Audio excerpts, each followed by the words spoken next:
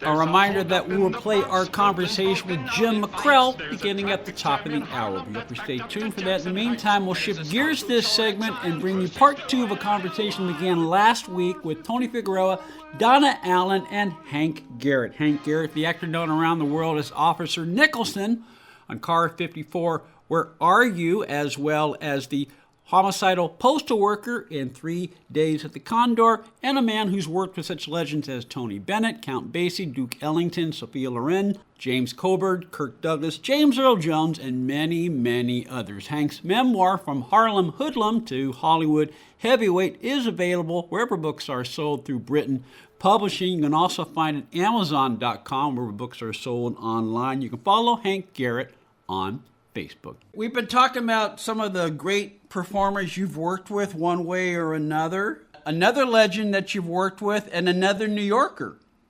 was Peter Falk. You worked with Peter Falk a couple times, didn't you? Oh, I sure did.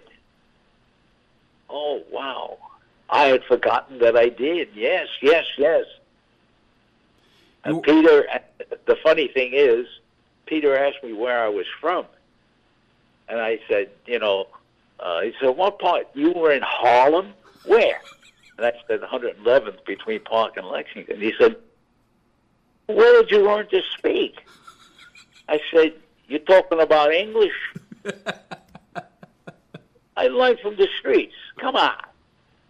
I grew up with a lot of heavyweight people. And I went from living in Black American area, grew up with some.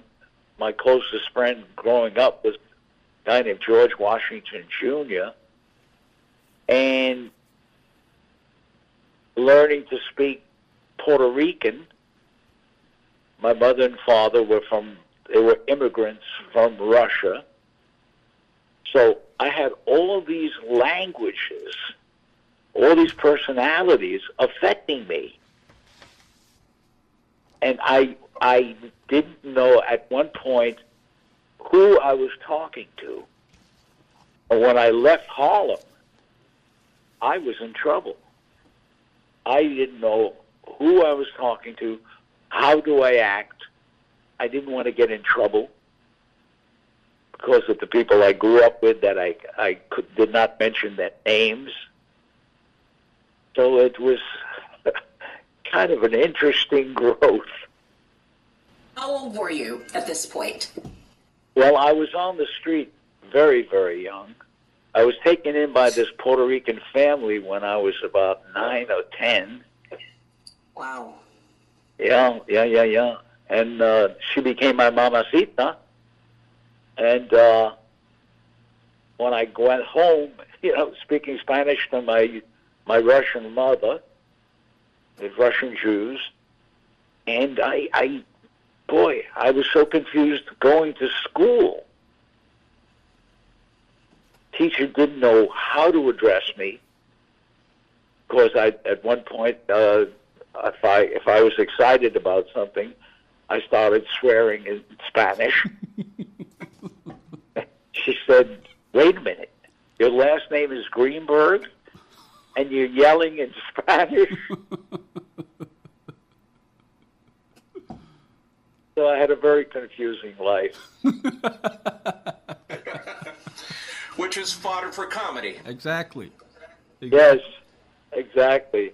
If I remember correctly, another legendary comic that you crossed paths with early in your career, this is back when you were working at a hotel in the Catskills. I understand you crossed paths with Buddy Hackett. Oh, Buddy. One night, Buddy was giving me a ride home.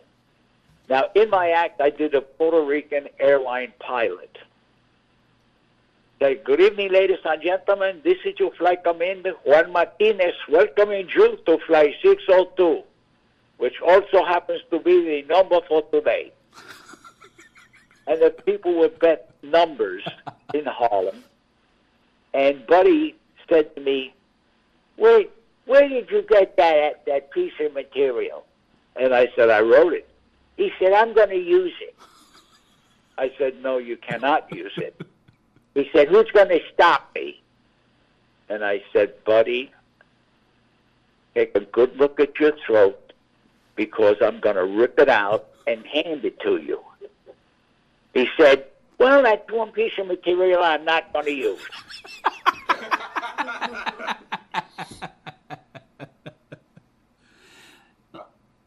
I So gotta say, as a he Puerto never Rican, did use your the Puerto Puerto Rican Rican accent does airline remind me a little bit of Bill Dana's Jose Jimenez.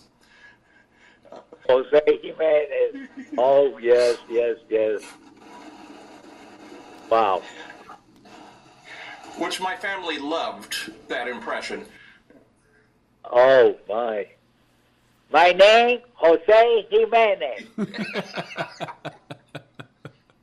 And then he said, if I like it, ho, ho, ho, J-O, J-O, J-O. Oh, yeah. Hey, Hank, Well- when you write a joke, do you start with the punchline first and then work backwards? Or how do you write?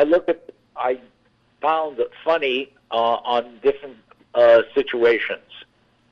Generally, I was always in trouble. Yeah, really. I was grabbed by a police officer, and they grabbed me and took me down to the police station. They were looking for a friend of mine, a guy named Lefty. Evidently, Lefty had done something that he shouldn't have done. I didn't know about it. But they said, they grabbed me, they took me to the police station, and they beat me to a frazzle. And they said, where's Lefty? I said, I don't know. Bang! Where's Lefty? I don't know. Bang! Well, finally, a detective came in, and he said, go get washed up. I was a bloody mess. And I walked home, and there's Lefty playing handball in the schoolyard, right in the middle of the block. And I walked over to Lefty, and he said, hey, man, what happened to you? I said, this. Bang! I hit Lefty. No. He said, why you hit me? I said, because I should have known where you were. Well, why are you blaming me? You know? So that was the kind of life we led on the street.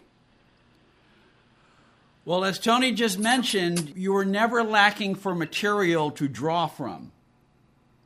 That's for sure. Mm-hmm. Every day we found something or other to laugh at. It was the only thing that kept us going. And I would imagine that was one thing that made you stand apart from other comics at the time, because you had what Carl Reiner would say, your unique piece of ground, the thing that made you different from all the other comics. Yeah, my experiences. They could talk about their families and their cars, and I talked about the people I grew up with. Wow. The experiences. That's why I was the first white comic to work the Apollo Theater. Mm-hmm. Because my experiences were the kind of experiences that everyone in Harlem had gone through. Yeah.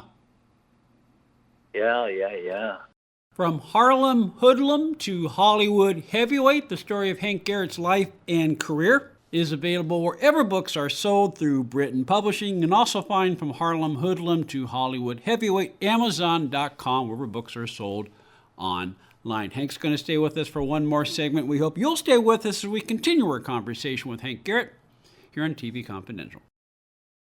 This portion of TV Confidential is brought to us by our friends at Front Porch Realty, the community of realtors in the Northern Bay area of California that is committed to finding the solution that is best for their clients. Whether you're a first-time home buyer or looking to sell or lease your property in Northern California, call Karen Strain at 415-886-7411 or visit frontporchrealtygroup.com for more information on how they can help you.